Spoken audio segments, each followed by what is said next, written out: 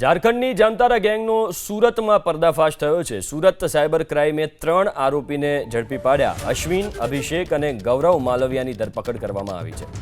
3 પૈકીનો એક આરોપી અભિષેક સિવિલ એન્જિનિયર, અગાઉ ઝડપાયેલા આરોપી ગૌતમ મંડલના સંપર્કમાં હતો। અભિષેક સાયબર ફ્રોડના નાણાંમાં અભિષેકને 10% કમિશન મળતું। બીકોમ પાસ ગૌરવે 20 વખત ગૌતમ મંડલને સીડીએમથી રૂપિયા મોકલ્યા।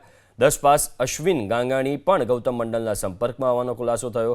બીજા બાજુ એપીકે ફાઇલ મોકલીને રૂપિયા ખંખેરતા હોવાનો ખુલાસો થયો છે।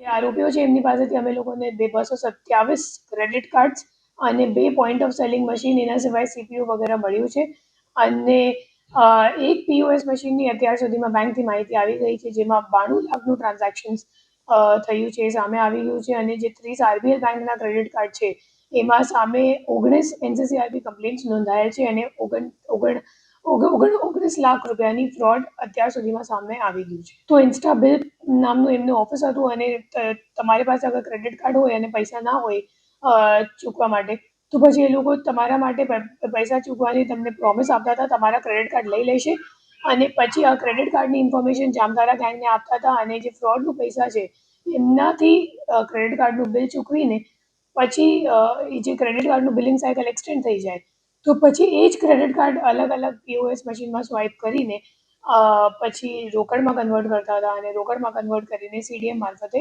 આરોપીઓને મોકલતા।